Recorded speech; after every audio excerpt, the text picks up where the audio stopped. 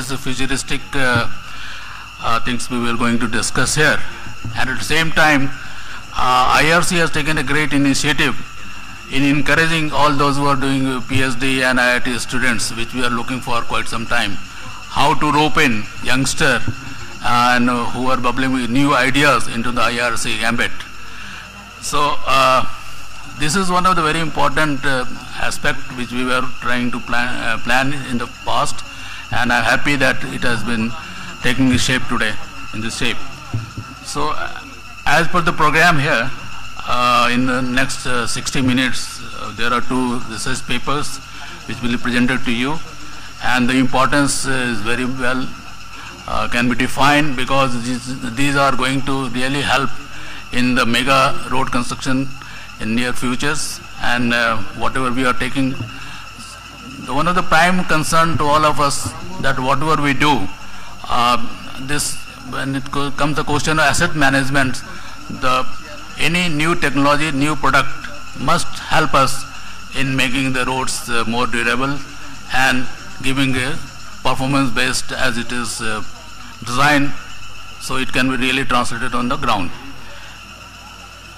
The first presentation which we are going to make here in the design for fatigue resistance of fiber reinforced concrete pavements. This will be made. This has been co-authored by 2, Ms. Sunita K. Nair and Ravinder Getu, but I was told that it's going to present by Ms. Sunita K. Nair. It is very easy to predict the behavior of a structures when we know its property very well. And as you know, that fatigue resistance is one of the very important parameters for predicting long-term behaviors, whether it is stainless structures, concrete structure, or any type of structures.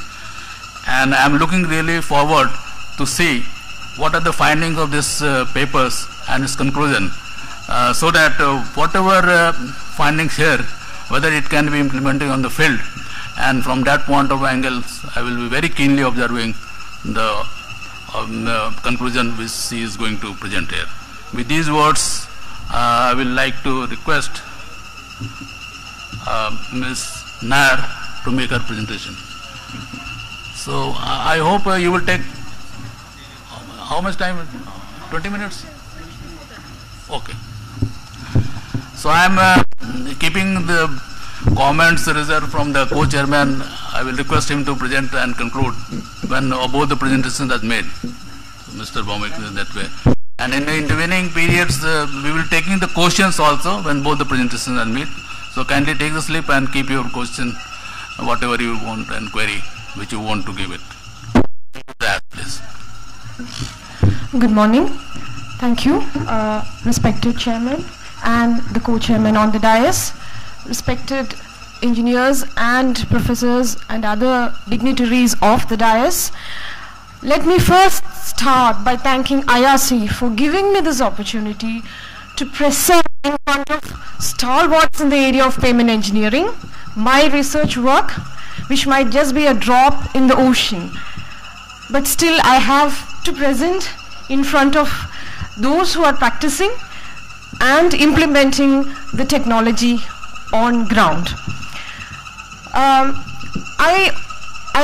I think all of you have understood that I am a beginner, but I have the advantage that I stand on the shoulder of giants in this area, like my advisor Dr. Getu and Professor Veeraraghavan. So I hope I can take forward my research work with confidence. Let me draw attention first to why is this research being done at IIT Madras. Now, I will draw attention to the critical issue which has pointed towards adopting this technology, that is cracking in concrete. Well, I think all of you will agree that cracking is a major issue that drives people away from concrete being used for pavement. Concrete cracks severely if proper care is not taken in all stages of design as well as implementation, and cracked concrete is almost impossible to repair. So we always have to look up for a reeling or complete removal of the pavement. Let me just borrow the statement by Dr. Karyali, he always says concrete is unforgiving. Well, I think that really sums up the reason why concrete is not much preferred for pavement applications. Now, let us ask this question. What is it that causes this cracking, and can we improve the concrete to actually use it for applications like slabs on grade and pavement? What are we looking for? We're looking for a better performance in cracking. That means we are looking for ductility, crack control, and resistance to crack propagation. Also, we would like to have higher tensile strengths at rupture. Now, we know that essentially concrete is a brittle matrix. That means we are looking at a pseudo-ductility for concrete. Is it possible? Well, there are solutions, because high performance improvement of concrete is a hot area of research. Now, we have come up, not recently, it has been there for some time, the application of fibers in concrete. Now, how fibers look like in concrete is, it is a homogeneous distribution of fibers within the concrete matrix mixed with the concrete. It would be something like a 3D reinforcement. What it does to concrete? It is seen in this figure. Now let me warn you at this moment that the addition of fibers does not improve the flexure strength as being propagated by most fiber manufacturers. It might do at a micro level, at the micro cracking level, if you have enough fibers. But the amount of fibers that we are talking about in these applications do not usually encourage an improvement in tensile capacity. But what does it do? It improves the post-cracking capacity. That is, in most concrete design, we assume that the concrete does not carry any load after cracking. So there has to be a serviceability condition where, if there has to be a serviceability condition where cracking is allowed in concrete, then I think fibers has to be added to concrete, because as you can see from this figure, these are actual load diffusion curves from testing of fiber reinforced concrete, where you have the 0 kg fiber concrete which has no fiber in it, showing absolutely no post cracking capacity in the load deflection. Whereas as you keep on adding, this is for steel fibers, as you keep on adding fibers to concrete, that means let us say up to a 0.5% volume fraction, the post-cracking capacity or the residual capacity is somewhere like 80% of the actual flexure strength. Now what is the advantage of this? We can think of applications, not structural applications basically, for like slabs on grade, pavements, airport fields, airfield runways. Very common application is tunnel lining. It has been there in Europe and US. Now it's picking up in India. And other architectural applications where you would like to have thin elements in which you cannot have reinforcement, but you still need flexure capacity.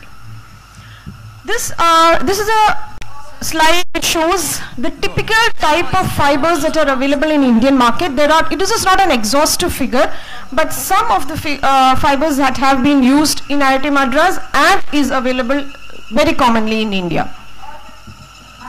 Now, what are we looking for when you apply fibers to concrete? Well, we need reduced thickness. We would be thinking of reduced thickness, increasing the joint spacing, easier construction, early opening to traffic, longer service life, and low maintenance costs.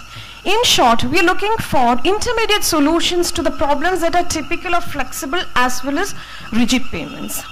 Because I say intermediate because the performance of FRC is intermediate to a flexible pavement and a rigid pavement.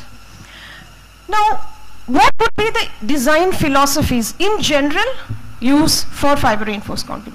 Without doubt, it should be some inelastic techniques, because we are talking about the capacity of concrete beyond cracking. So if you stop at elastic stresses, then we are not actually using the potential of the fibers. Now we have to assume the concrete in the crack stage. You have to extend the stresses beyond the elastic regime. So that means we have to adopt some inelastic design techniques like the commonly used yield line techniques or the elastoplastic techniques for design. So what will happen when you design using these elastic techniques is, since you allow the concrete to crack to some particular serviceability condition or a collapse condition, the required thickness would reduce because we are allowing cracking. We don't need that much thickness to prevent cracking. So that is the whole point of adding fibers to concrete. Why can't we use the existing IRC 58 type of elastic techniques? Well, the material is considered to be elastic, post-cracking capacity is not at all considered, it's ignored because it doesn't have post-cracking capacity, and as we have all know, it generally results in over-design of thickness. But if you see with respect to serviceability, as a slab on grade or a pavement application, the cracking becomes critical only when it is at the top or when it is actually visible to the user. So can we have a condition where we can have a serviceability condition beyond this? Now, existing design techniques are the IRC SP 97, recently released SP 46 2013. The methodology of used in this IRC I will be discussing, because for me to reach the fatigue resistance I need to tell you, explain to you what is the inelastic design that is adopted in IRC SP 46. There is a Federal Highway document, FHWA document, which is recently come out. This is essentially on ultra thin white toppings and white toppings with fibers for pavements. There are existing very commonly used codes and standards for slabs on grade application. Why I am stressing on this point is the fiber manufacturers are promoting fiber concrete in pavement with the use of these slabs on grade codes and standards, essentially because of the lack of standards for pavements. Now, what is the proposed design methodology that has been adopted in IRC SP 46? Essentially, the design equation evaluates a residual post-cracking capacity for concrete that is required to hold the particular collapse condition or the collapse load that we are designing for. Here, the term FEN, the FEN term is the equivalent flexural strength of concrete, that is amount of cracking it is the amount of flexure capacity of concrete after cracking. And to determine the ultimate moment, MO, for evaluating FEN, the MO has to be evaluated using some inelastic techniques. So this is the point where we bring in collapse conditions. In usual, what we will do is determine the stresses by Westergaard's analysis, elastic analysis, or use a finite element analysis. But there again we assume the material to be in an elastic state. So now what would be the inelastic? What would be the inelastic design techniques that we can use, or the moment equations? Well, one would be the very famous Mayer of steel line equations. The panel cannot see the presentation. So the panel cannot see. Panel cannot see. What has happened?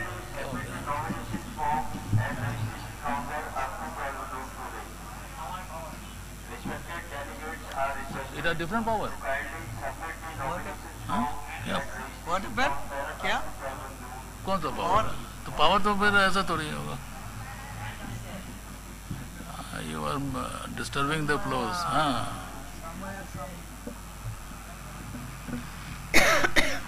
Make some other arrangement other disturbing the flow.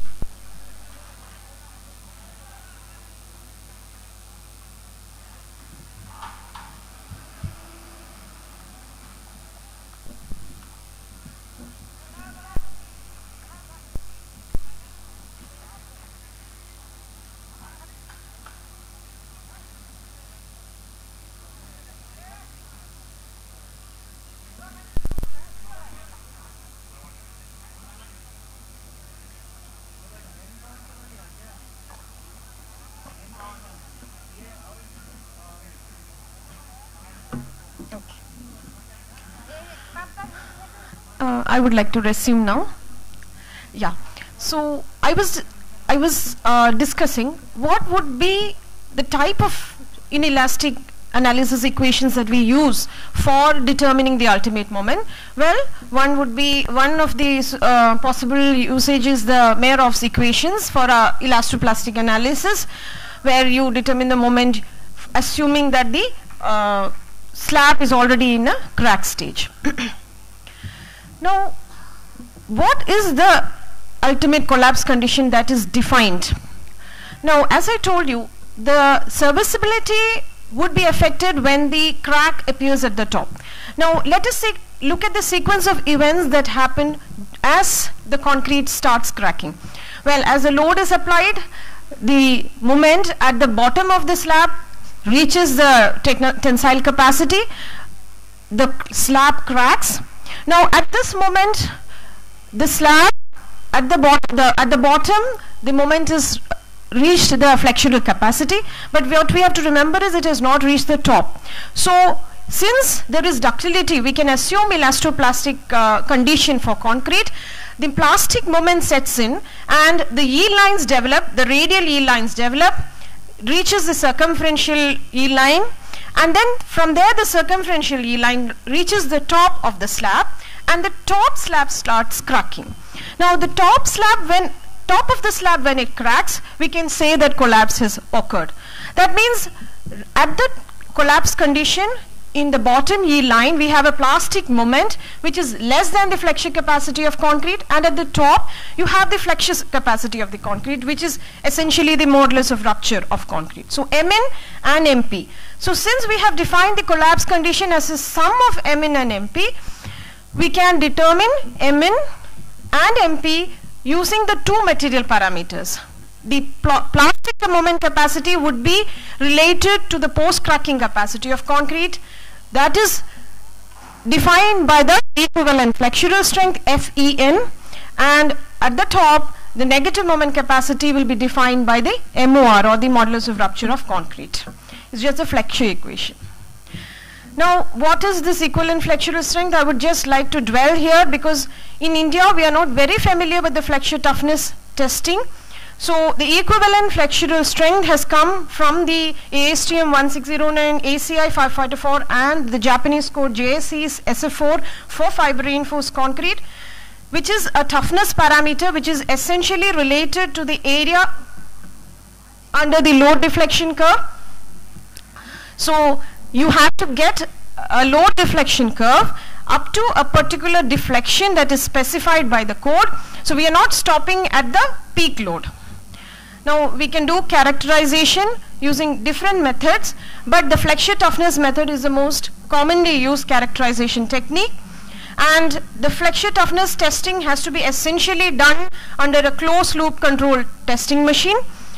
And we can do two types of tests. One would be to do a load crack mouth opening displacement test using a notched prism, or you can do an unnotched beam test on load deflection using LVDTs to determine the deflections. So essentially we have two. One is the load CMOD curve, other is the load deflection curve. Both can be used. The load CMOD curve is used to determine the residual strength, and the load deflection curve is used to determine the equivalent flexural strength. And the proposed equivalent flexural strength evaluation from the load deflection curve is this, wherein you determine the equivalent, the post-cracking load carrying capacity or the load for a particular deflection specified at a span by n value, and determine the area under the load deflection curve TEN divided by the deflection. You get an average load PEN, put it in the flexure formula, and you will get the equivalent flexure strength. Now, what is the concern? This has been adopted in IRCSP 46, and the testing method is also specified there. But now, what is the concern?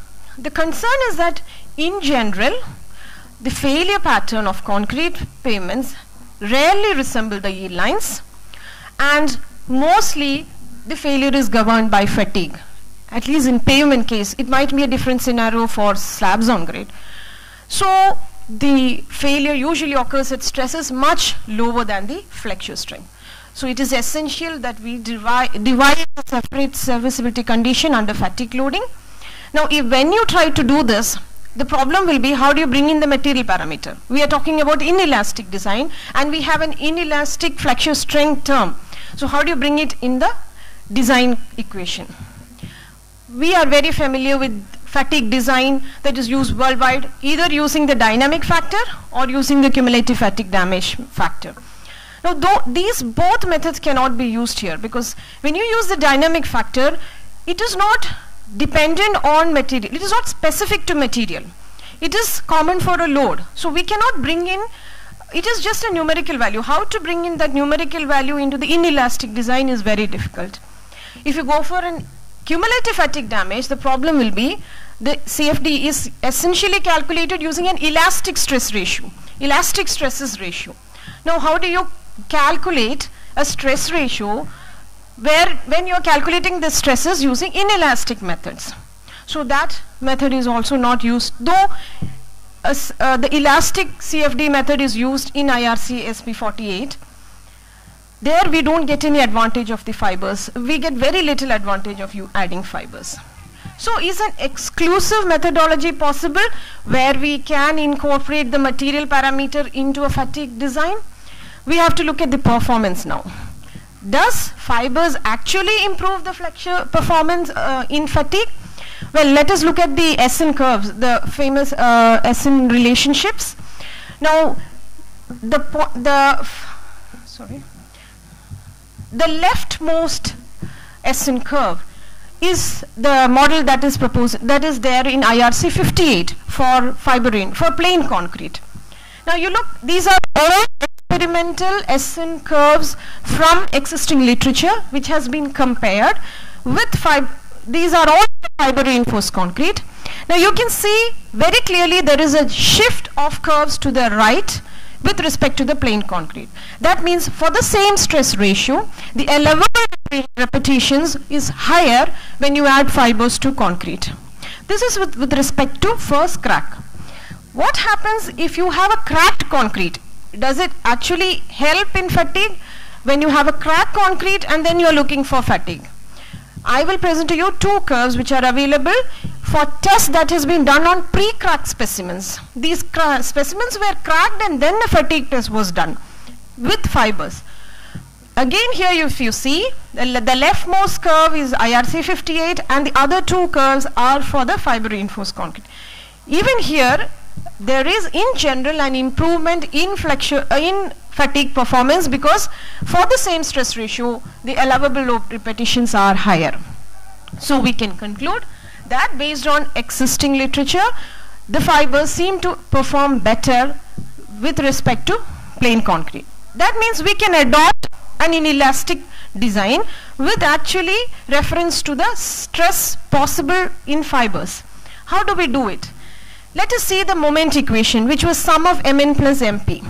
Mn was characterized by the flexure strength or the modulus of rupture at first crack, and the Mp, the positive moment, was characterized by the equivalent flexure strength Fe. Now what can be done is, these two stresses can be factored down, or you can reduce the stress capacity by a factor x and y, where x and y is derived from some suitable fatigue relationship for FRC. That is, if you have an allowable road, if you have a traffic spectrum and you have allowable number of repetitions for that spectrum, you determine an allowable stress value for the corresponding n for each load class. The stress ratio that you take should be from two different curves. One should be for the first crack, one should be for the post crack. These two different stress ratios becomes the x and y in the moment equation. So the x value you will use as a factor for the flexure strength, the first crack flexure strength, and y for the post cracking flexure strength. You determine the allowable moment, and if the allowable moment is greater than the actual design load, then the design would be safe. This has to be repeated for each load class, and the critical case we have to check whether it is whether it is passing the safety criteria. In that case, we can assume the concrete to be safe pavement. So, as my conclusion, I will show a design framework that has been developed for this method, including the inelastic analysis. Step 1 would be to determine collect the input data, that is essentially the subgrade details, the load characteristic, concrete, what would be the grade of concrete, what would be the type of fibers that we use, type like steel fiber or other structural fibers, what would be the slab dimensions, that's a joint spacing would come in here. They are the input values, they are not the design values. Then based on the existing condition, you can have a bonded overlay or an unbonded overlay. Then go for a design assumptions like the thickness, the dimensions of the slab, grade of concrete, and the dosage. Here I mean the minimum or maximum dosage that you would put in. Material properties evaluation. This would be similar to the MEPDG, where you can either have an elaborate testing done or you take it from some recommendations. It could be different levels. The 3 levels in MEPDG could be used here also. If it's a bonded overlay, you go for an effective thickness, calculate the L value, get the contact radius of the load, calculate C by L, because Meyerhoff's equations are essentially governed by the C by L value. The load positions, you either calculate for all the load positions or you choose the critical load position. Input the material factors for fatigue, the stress reduction factors X and Y. We can bring in reliability also here if needed. Calculate the axial and bending flexure stress due to temperature, shrinkage, and calculate the allowable moment, taking into consideration the temperature and shrinkage stresses calculation I am not discussing here. It could be any inelastic or elastic design methods. So you determine a material capacity, find the allowable load, choose the minimum value of allowable load for each load case, and check whether the allowable load is greater than the applied load. Otherwise, you repeat the process either by changing the thickness or you go for a higher dosage of fibers. Thank you.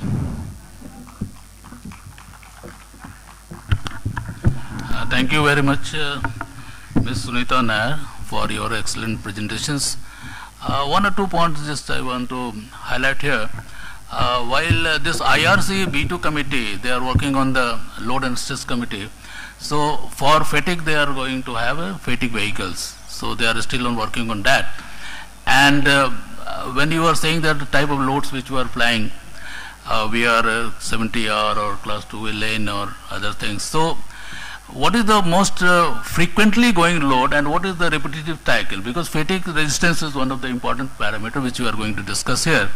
So I will like to suggest as an extension of your research paper, this fatigue vehicle which we are on the process of working in the IRT load and stress committee is also one of the very important parameters, because this is the deload which are going to be applying on the bridges as well as on pavements. Okay. So that needs to be looked into when it comes.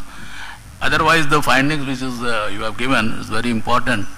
And one of the aspect that when this GQ, Golden Quadrilateral over there, we have made more than 10% of that, or maybe 15% of 5,846 rigid pavements.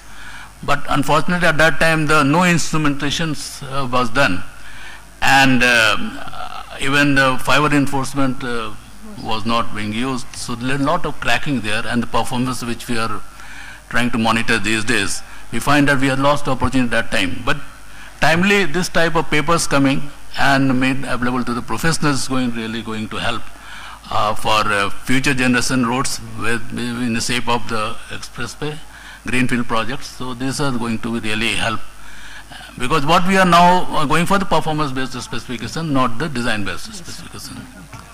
Thank you once again for your excellent presentations. And we will now like to take the second presentations, which is on performance studies on bituminous concrete mix using waste plastic by A.U. Ravi Shankar and K. Kaushik and Gautam Sarang. The presentation in this case is going to be made by Mr. Gautam Sarang.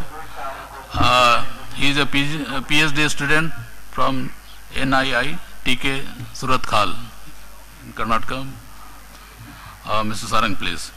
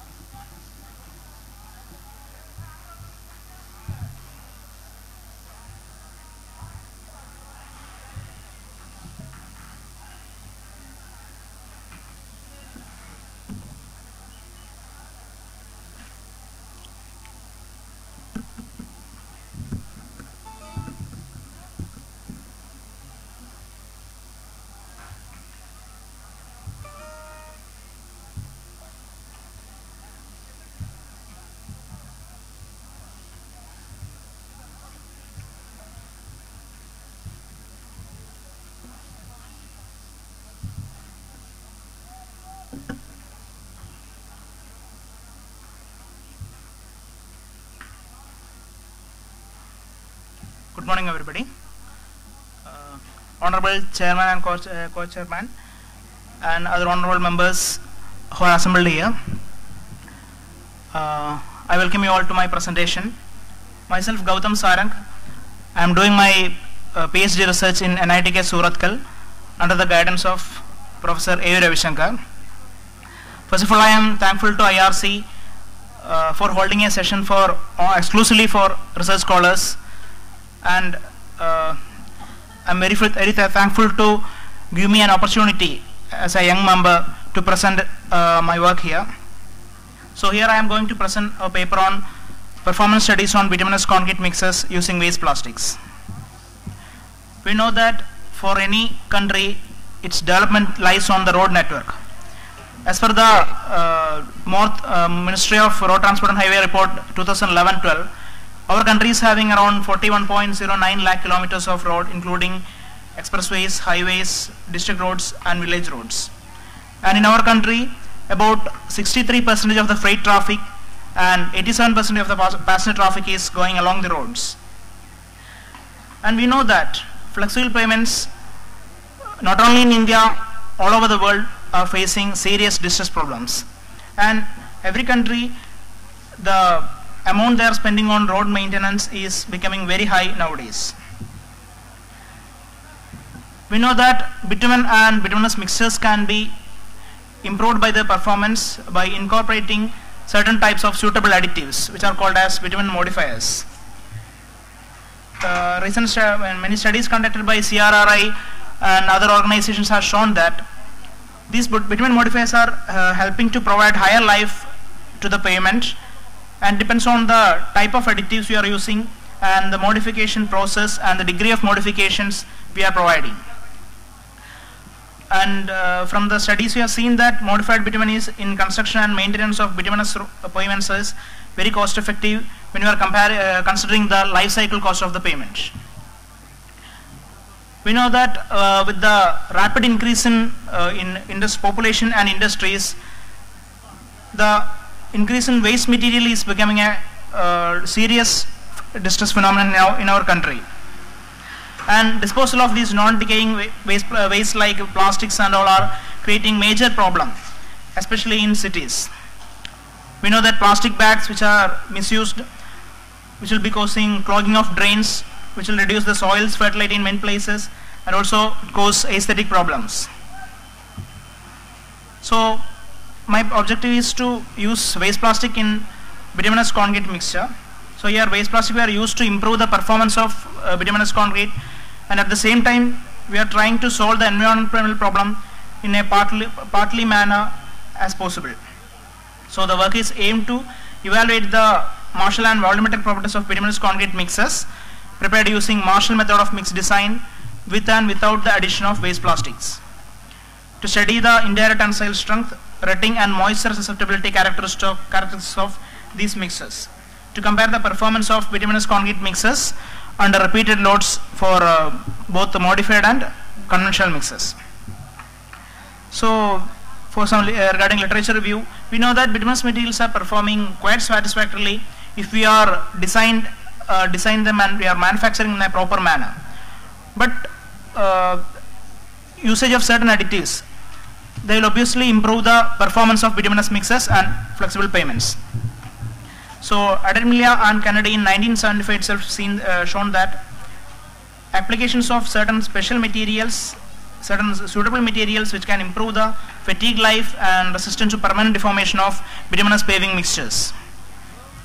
Sunil Bose et al. In 2005 used waste plastic, that means 8% by weight of bitumen, or it was 0.4% by weight of mix to the bituminous mixtures, and which improve the stability, fatigue and ITS characters of the mixture, and of course it reduces the retting and water damage under adverse waterlogging conditions. Pawan Kumar et al. In 2003 reported for plastic bitumen blends, they were found to be having lesser AGE compared to our neat bitumen mixers when they conducted the thin film oven test, and they were obviously performing better in ITS test and retting test. Test conducted by Professor Veeraraghavan and Punit in 2004 and with Shivangi in 2009 showed that the fatigue behavior of recycled plastic bituminous mixes and polymer modified bituminous mixes are very much better than the conventional mixes.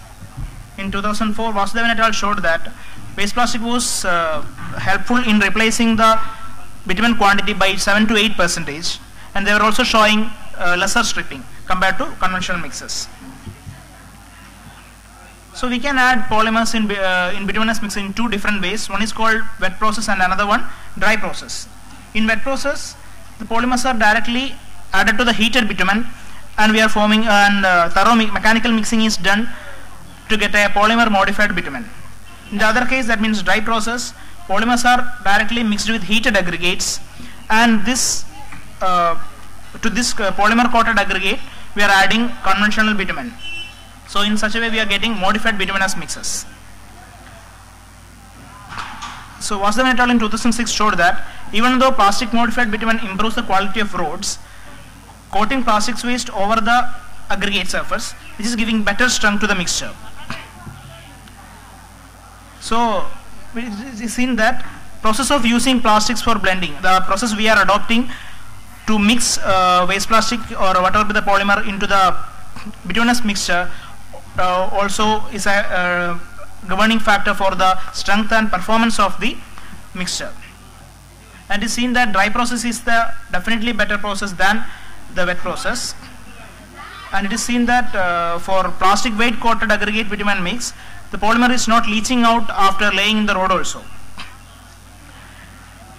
In this area, that means dry process, the very limited work has been carried out to study the properties of bituminous concrete when the aggregate is treated with waste plastics. So in my study, the materials used was first binder bitumen was VG30, that means 80 by 100 bitumen. The properties were tested according to IS methods, and the results were obtained within specification of IS 73. And granite aggregate used was crushed granite aggregate from a local quarry, and they were also satisfying the physical properties, satisfying the Morth criteria. The aggregate gradation adopted was provided by Morth only. The grading 1 for BC bituminous concrete mix was adopted. Here we can see the nominal maximum grade size is 19, and the dust used was 5%. I mean filler material. Here the graph for gradation. So as said already, like the mineral filler we used was 5%, and out of that 3% quarry dust we used, and the remaining 2% we used cement, that was OPC 43 grade cement. And this is the gradation provided by Morth for the filler material. And the material used for modifying the mix, as we told, was waste plastic. The waste plastic was used in the shredded form, which was provided by, it's in the same way by KK Plastics in Bangalore, Karnataka. This waste plastic was sized between 4.75 down and around 2.36 size. So the laboratory study is for preparing mixes we adopted Marshall method of mix design, and as we told, the method of mixing was dry process. So what we did is waste plastic was directly added to the aggregates, heated aggregates at around 150 to 160 degrees Celsius.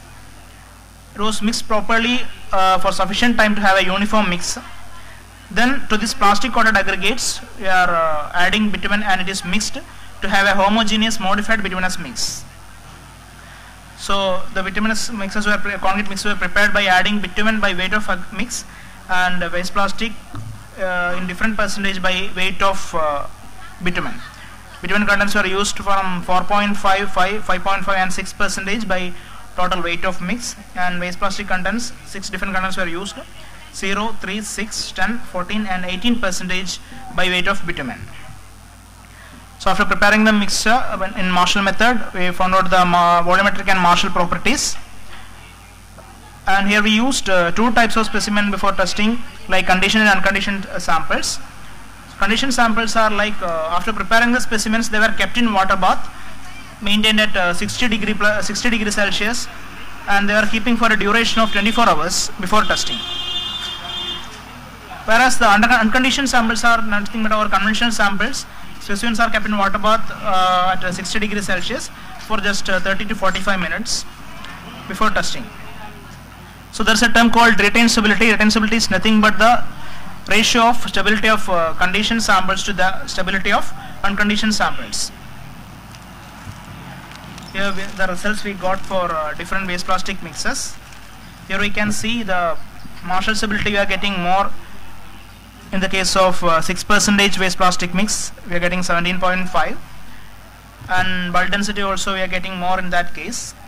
We can see Marshall quotient, that's the ratio of stability to flow, which is getting less than 6 in all the mixes. You can see here maximum density we are getting for 6% waste plastic mix, and as we told, stability is getting around 12% higher than the conventional mix for 6% waste plastic mix. You can see the variation of stability with plastic content. Here we can see maximum stability we are getting for 6% waste plastic, and for our further studies we are adopted that as the optimum plastic content for this particular mixture. So again we conducted static indirect tensile strength as per ASTM D1075. It's a diametrical tensile strength test.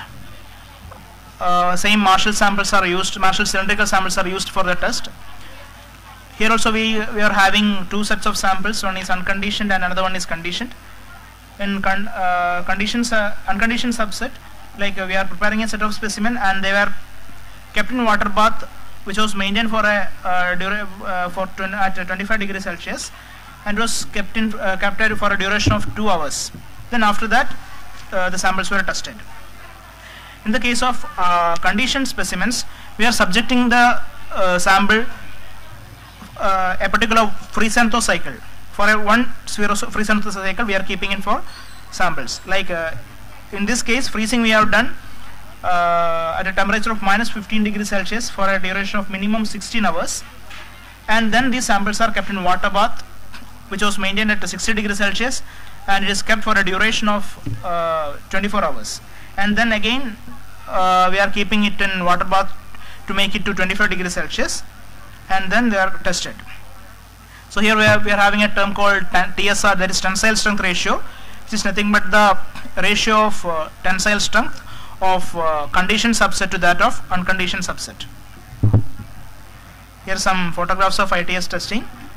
Top you can see samples are covered in a plastic bag and it is kept in freezer. Then after that we are keeping in water bath at 60 degrees Celsius. Then this is the mold we are using for ITS testing. So from the results we got, we had done ITS test for bituminous concrete without waste plastic, that means unmodified mixtures. This is the values we got for that. And after that we conducted ITS test for mixtures with waste plastic at OBC. You can see the results we are getting. Again we conducted boiling test as per ASTM D3625. This is nothing but the stripping test. So as a part of this test, 250 gram of aggregates were heated with bitumen. Then after that this mixture was kept in a beaker with distilled water, and this water was boiled for a duration of 10 minutes. So after 10 minutes the material was removed and it was cooled and the surface was observed. Obviously there is a observation only. visual using visual observation only, we are determining the stripping percentage. So using that, observing the surface area of the aggregate, we can find out the percentage stripped from the bitumen, from the aggregate. And from the results, it was seen that there was stripping of around 5% in the case of unmodified mixtures, that means without waste plastic, whereas it was found to be reducing when we are increasing the waste plastic content. Again, we conducted rating test. Actually, for this we used an equipment called immersion wheel tracking device, which was about that machine. It was explained by Jagdish et al. In his paper.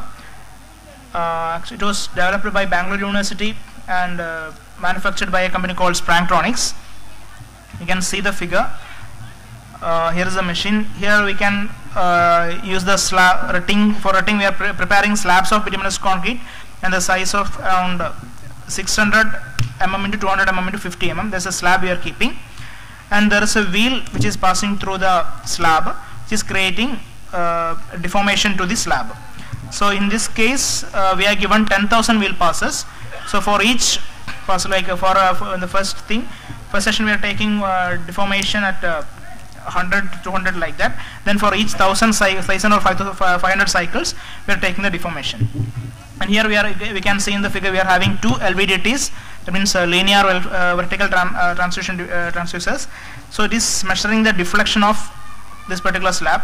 So when it is in the middle point, we are checking the deflection. When the wheel is in the middle point of the slab, we are checking the deflection.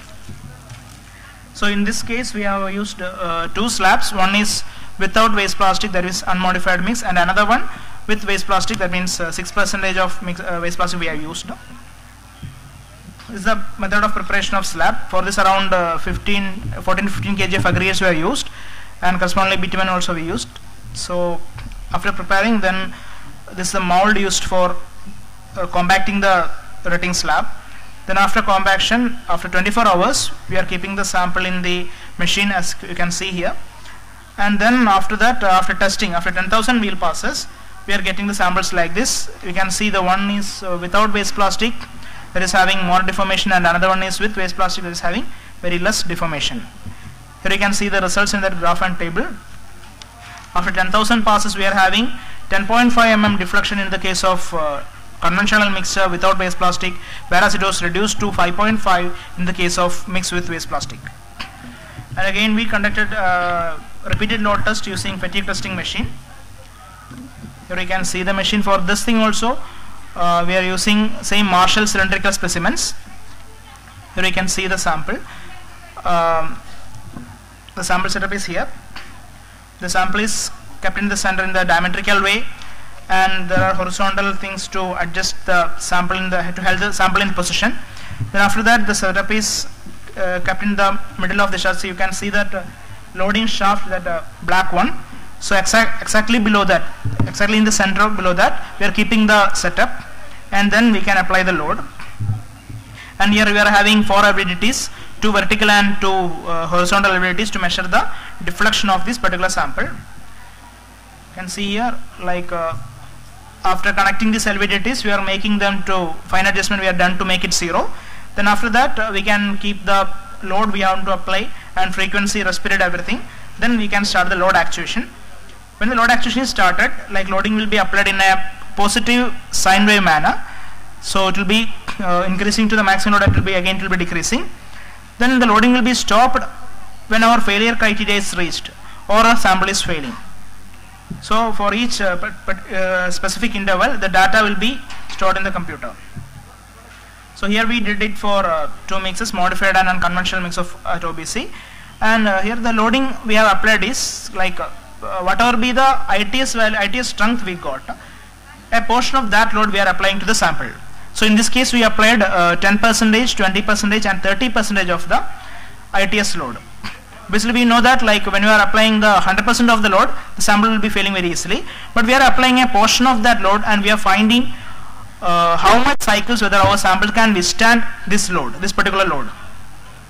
And the frequency we applied here was 1 Hz, and we are given a rest period of 0.9 seconds. That means we are applying the load, and after that the loading will not be there for a duration of 0.9 seconds. Again the loading will be applied in that way.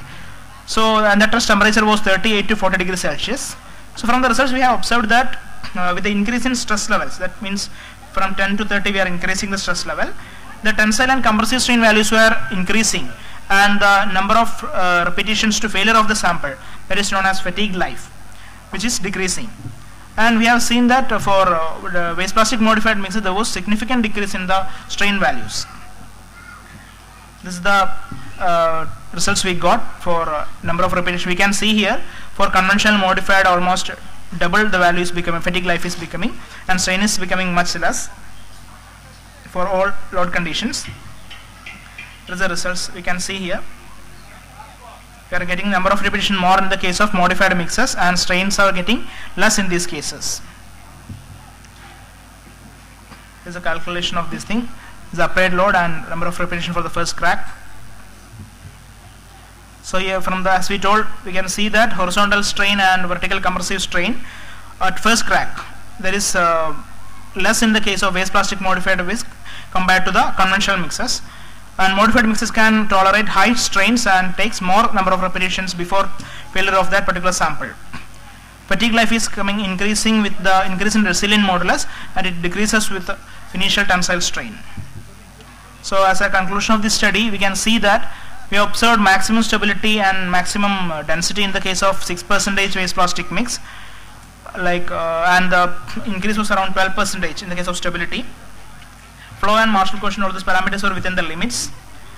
So this is showing that the plastics waste blended bituminous mix is better in the case of flexible pavement construction. From ITS result is seen that for 6% waste plastic mix, it was ITS values increased compared to the BC mix. Here for the unconditioned sample, the increase was 29%, whereas it was 38% in the case of conditioned samples. We have conducted TSR and boiling test. Obviously, there is a test which is giving us an idea about the resistance to moisture of these particular mixes. So they were showing better results. And as we told, red depth was much lesser, about around 50% less in the case of plastic modified mixes. Fatigue life was conducted for 3 stress levels, as we told, 10, 20 and 30%. So the increase in fatigue life was around 2.2, 3.8 and 3.8% for these stress levels. So here we can see that BC mix with 6% waste plastic is showing best performance, and this can be used for this particular mixture to enhance the pavement quality with lesser cost compared to the conventional mixes. So using waste plastic in pavement construction helps to avoid the disposal of waste plastic by incineration or by landfilling and all. So this can be considered as a eco-friendly pavement also. So some reference I used. Thank you all. Thank you very much, Mr. Gautam Sarang, for highlighting the important features of your studies findings for using the performance studies on bituminous concrete mixes using waste plastics. So this is environmental friendly, which you have already presented, and many features has been highlighted. You can join here because there are many questions. Some of we have already received for you. Now the floor is open for intervention and any question answers. So in the meantime, we have received some of the slips which I will pass on both the speakers depending on their subjects. So there are 2, 3 which are for you. Will you like to attend here, or you can attend from there? Yeah, please. Just for you. The first question I would like to address is from V.A. Dang. The question is, please share if any data regarding use of various types of fibers in PQC is available, and the serviceability observations in such stresses. I was hoping somebody would raise this issue. Actually, specifically there are 2 applications, 2 reasons why fibers can be added. But the thing is, we have to be very clear. One is for the shrinkage stresses, we are looking at the fresh concrete, the plastic shrinkage cracking. The other is in the hardened concrete, the stresses that occurs. Now, if you are looking from the plastic shrinkage point of view, there has been lot of study on the effect of all type of fibers metallic and non-metallic, like the polyester, polypropylene, basalt, and even glass fibers. And there has been a lot of improvement shown by addition of fibers. From based on my experience, what I can tell you is we have done some plastic shrinkage testing in the laboratory also, and we have found very promising results for all the microfibers that are available. Now coming to the hardened concrete stage, where we are talking, what the talk that I had given was basically on the hardened concrete and the load stresses that were being taken. Now at that point, it is not possible to specifically state which fiber is can be used. So what we have done in IRC also, what they have done is we have put in a toughness criteria. That is, if a particular fiber can ensure at least 30% of residual strength, then it can be added to the concrete and the design can be done such that the cracking does not occur. I hope I have answered the question. That is, any type of fiber, if you want to add it for the stresses that occur in the hardened concrete, it has to satisfy the criteria that the residual post-cracking capacity should at least be 30% of the flexure capacity at peak strength. Unless any fiber passes through that, we cannot use it for load carrying or load stresses. For the plastic shrinkage, we can use the microfibers like the non-metallic fibers. I hope I have answered this question. Second question I have received is from Mr. Biswas. The question is, the depth of hardness of flexible pavement is determined by the number of PSU also. In case of induction of rigid pavements for a particular section of flexible pavement by replacement, the depth of hard crust will vary when in the case of flexible pavement and that of rigid pavement. Is there any effect of fatigue during the variation of depth? Well, what I understand is that if in the rigid pavement design also, the effect of the hard crust goes into the design with the K value, the value of the modulus of subgrade. So if it is for the fiber reinforced concrete pavement also, it only goes in through the K value. Now whether it is affected by fatigue or not, I am not the right person to answer, so because I have not done any study on that. Sorry. The third question is by Dr. Malini Victor. Does FRC improve the economics of PQ? Is there any reduction in thickness? Is there any life cycle cost reduction using FRC? Well, the essence of using the inelastic design was to reduce the thickness, and if you see the studies of the existing literature, there has been comparison of thickness of PQC without fibers and with fibers. There has been reduction up to 30% by addition of around 0.5 volume fraction of fiber maximum. Volume fraction by of 0.5 is around 45 kg per meter cube. So there has been 20%, which is considerable. Now the initial cost analysis that I have done shows that the initial cost increases by around 10 to 15% compared to a PQC, because the thickness reduction is around 20%, so we can gain some effect of the fibers in the initial cost.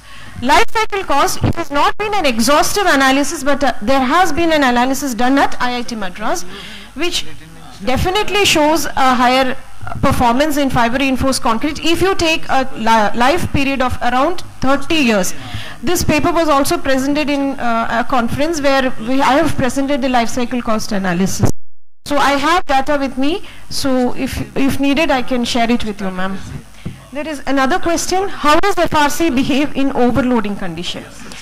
See, the collapse condition that we have defined for this design method is that the appearance of crack at the top. Now with fibers, we have the advantage that the crack growth is arrested. We have seen that there is even a slight amount of self-healing properties also. So if at all there is an overloading and there is a crack, one thing can be assured: it will not aggravate. The crack would not be moving as fast as it will be for plain concrete.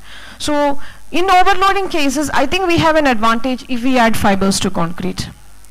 So I hope I have answered all the three questions. Okay, thank you very much. And then there are a few questions for For Mr. Gautam Sarang, I will request him to go to the dais, please.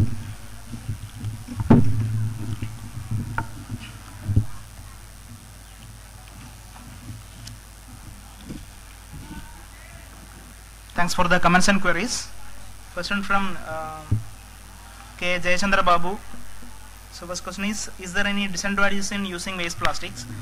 Actually, there may be like environmental consideration may be there when you are heating waste plastics.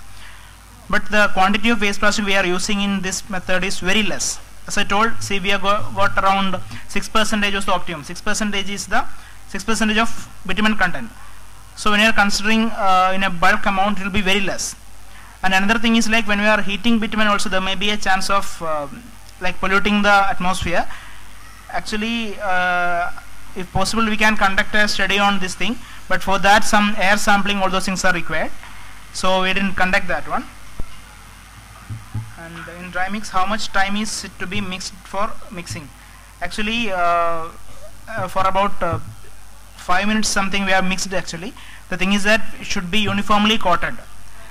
And another thing advantage we are having is if you are considering in a loose form, if you are considering this waste plastic, its volume is very high. Means for even some 2 or 3 grams itself you will be having a bulk volume of amount you will be having. So when we are considering in our lab conditions, it's easy for us to spread it. But obviously we have to consider the field conditions. When you are mixing in plants something, we have to try something else and some other methods.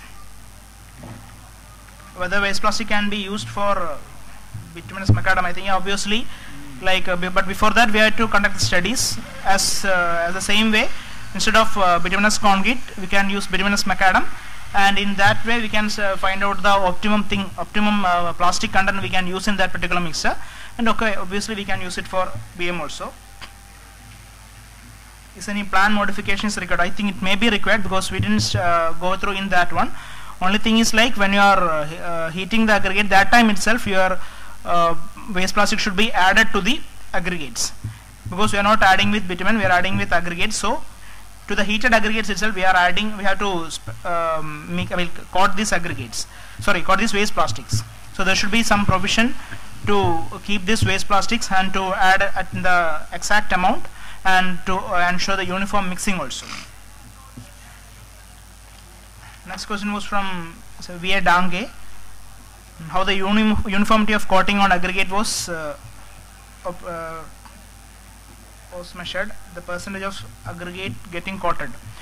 Actually, as we told, we did in lab only. So we know that for Marshall specimen we are using just around 1200 gram of aggregates. So for us it was easy to mix in that way. And as we told, it's a bulk volume of amount and it was easy. But in plan, how we can ensure this uniform mixing, that we have to check, we have to conduct some plant studies also, then only we can implement it. The next one is in wet process, how the uniformity of waste plastic modifier in bitumen is ascertained, and does it require stirring before use? Actually, that's the main problem with wet process, because when you are adding the waste plastic with bitumen, you need a high power stirrer to stir it properly to have a proper mixing. And the studies have shown that compared to the wet mixing, that means when you are adding when you are adding waste plastic with bitumen and when you are adding waste plastic with aggregate, the second one was performing better. That's what we are adopting this dry process. Obviously, when you are using it with wet process or using it with bitumen, much care should be taken, because there was we have observed in our lab that because after some time this waste plastic material is settling in the bitumen itself, so much care should be taken. And one more thing is, I am very happy to see that recently IRC also had published a code on this waste plastic recently, on which was also based on dry process, but I haven't gone through that. But I think for the practicing engineers and all, it will be very useful to use that code. So I think I finished my questions. Okay, thank you. If there is any more question, can you just pass on to me?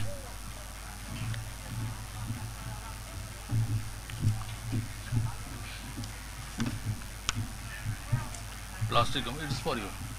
Plastic, you can also answer.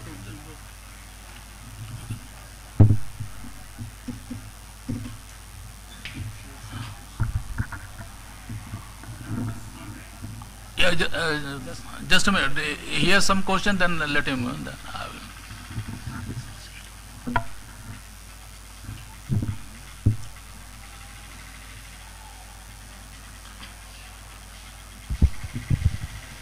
The question is are all waste plastic are all plastic compatible with bitumen? Actually, what we are doing is all those waste material, waste plastic like plastic bottles, plastic bags, everything. They are they were shredded into small pieces. Like as I told, the size was less than 4.75, and then this material was used with waste plastic. But obviously, it is better to have a study before conducting the plastic. And in this study, actually, we used the material which was provided from one company in Bangalore. So what they are doing is, whatever the material they are getting, they are separating it and then they are shredding into small pieces. And another one, any DSR study was conducted. Actually, as a part of this study, we haven't conducted any DSR study. The next question, what is the viscosity of modified bitumen at 150? And here I want to tell one more thing, like actually we haven't used the bitumen which is modified. We used only conventional bitumen. In our study, we modified the aggregates only. Like we are adding plastic with bitumen, plastic with aggregates, not with this thing like bitumen. So when you adopting dry process, there is no chance of getting a modified bitumen. But in the case of wet process, when you are adding waste plastic with bitumen, you have to do test for modified bitumen. Okay, thank you. Mr. Mandal will like to. I had for the concrete one. Please excuse me. I would only raise a very silly kind of, brainstorming kind of situation. She said that the plastic cracks are being arrested by the microfibers. I would raise a question first. Why at all are we considering that the plastic cracks are bad? Number one. Number two, if the cracks are to be stopped from forming, then if a crack is opening up, then it has to be closed down. So there has to be some compressive stress which has to be imparted to the mass of concrete by the fibers. And if a compressive stress is being passed on by the microfibers to concrete, then that means we are pre-stressing in terms of compression to the concrete. How does it comes into play, and is it being accounted for in the further situations which are likely to develop? That is what, because in case the plastic cracks would be appearing at the top, and at top, in any case, we are going to pass on compression under the loads. If it is happening, I would just like if you could share with us as to how this mechanism or this kind of thing is happening. Load transfer mechanism. So if you can attempt.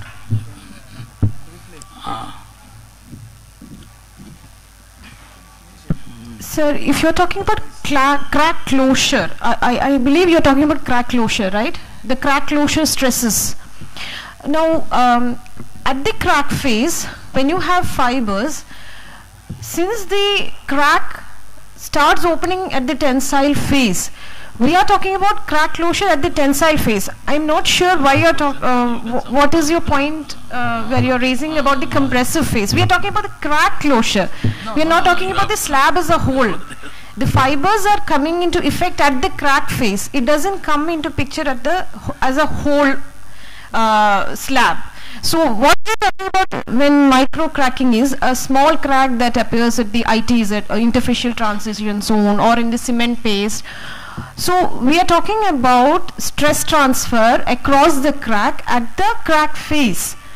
So there it has to be tensile stresses. So the crack starting, the point from the tip of the crack, there is a there is an extension of the crack. So we are talking about the stresses at the face of the crack. So fibers transfer the cracks, the stresses across the cracks. Pardon, sir? Where does this stress comes from? If at the time of the concrete being cut, where is this stress coming from? So that concrete doesn't have enough tensile capacity. The concrete is trying to shrink. So naturally there will be tensile stresses in the concrete because it is not allowing it to shrink.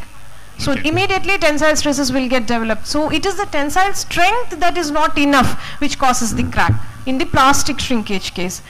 But I cannot answer the question why should we worry about plastic shrinkage? I think we are all worried about plastic shrinkage. I hope so. Okay, thank you very much. And with this we come to end of both the presentations. Now I will request Mr. Sunil Bhaumik, the co-chairman for this session, to sum up and conclude the session. Mr. Bhaumik, please. Mr. Chairman and both the presenter Mrs. Sunita and Gautam, audience, senior colleagues and engineers and fellow members. Both the presentations were very unique and relevant to the present need of the day. We know in such a session, particularly in IRC, it is one of the biggest technical body in the country, where lot of specification, code, guidelines are framed and approved, and engineers, experts from country as well as abroad and from different institutions, they are coming with different presentation with innovation, alternative suggestion, alternative measures. That is also one of the most important and need of the present day to ensure our present scenario, to fight with the climatic changes, to keep the environment friendly, cost effectiveness and good designs. So both the presentation have appeared here with two sorts of innovation and some sorts of alternative measures for our road engineers and road constructional activities. So first of all, I would like to highlight one or 2 points on fiber reinforcement in concrete pavement. That is also good things. She has tried to highlight its advantages, merits, and some of the question interaction also had, which she had replied. And I have seen in her presentation that the such type of design is to some extent it is a cost effective and durable also than the conventional one. So we should encourage it, and engineers, users and technocrats should also take such types of initiative in a friendly manner, so that alternative measure and innovation can be used in our society for the development of the infrastructural activities. Similarly, Mr. Gautam also tried to highlight some of the environmental effect which is in a big way affecting our whole universe, the plastic menace. It has become very difficult to dispose of the industrial residual plastic, etc. So blending plastic with stone and making it the road construction activity is not a new, but its extensive use, we are unable to accept it in a big way. Either engineers are failed to convince the users or consumers or the public, or this is why my earnest request would be to the engineers and IRC and the IITs, whatever the innovations, whatever the innovative designs are coming, every IRC, every meetings, every such type of forum highlighting, that should be implemented in a big way in the field. Otherwise, such type of seminar, such type of thesis, such a presentation confining to the home, confining to the fourth corner of the world.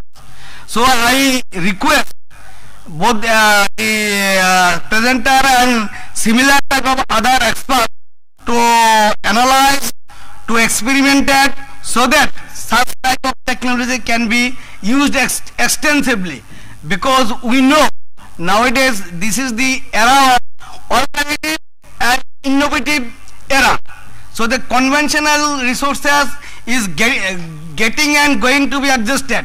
So we have to switch over to that chapter gradually, and this is why I request the engineers and particularly the fellow members of IRC, they should come forward to encourage the new guys, so that such type of technology can be implemented in near future to save our environment, to save our resources for our future generation. I hope this presentation was very useful and will help the road engineer and other those who are involved in such type of activities. With this comment, I conclude the program here, and our chairman will finally declare its closure. Thank you very much, Mr. Bhaumik. And I will like to congratulate both the young presenter, and I wish them a very satisfying and very laurelsome futures in the highway professions. And I'm also thankful to all the participants for their patient hearing and very good interactions, which are ultimately going to help the profession in a big way. With this, I conclude the session. Thank you very much. Thank you, Chairperson and Co-Chairperson. We would now like to present mementos to our presenters, and I would request our Chairman to kindly present a memento to Ms. Sunitha K. Nair on behalf of IRC.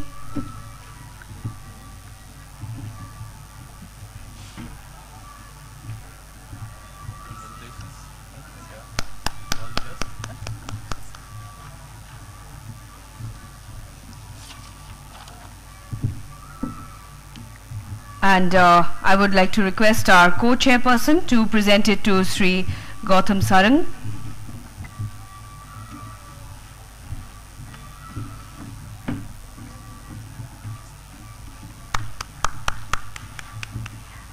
And now both our chairperson and our co-chairperson will be felicitated and presented a memento by Sri A.V. Sinha, former Director General and SS to Government of India, MORTH.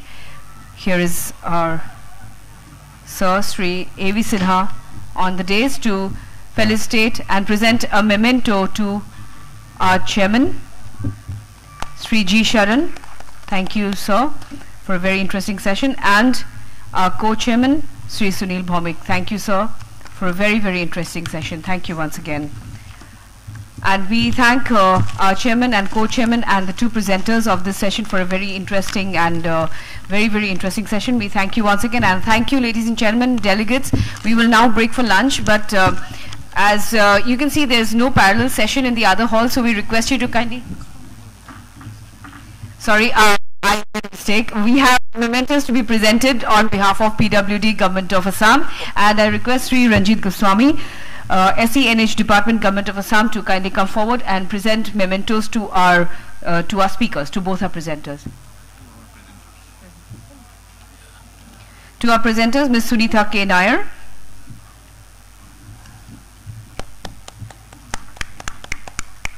And to our presenter, Sri Gautam Sarang.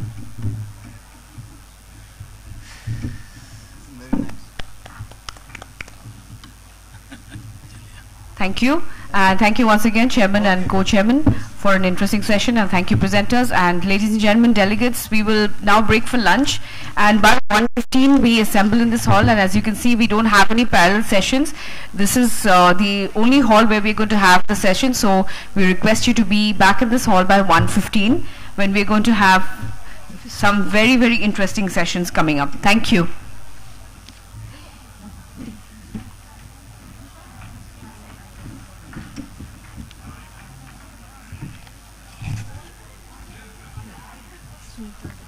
Fine.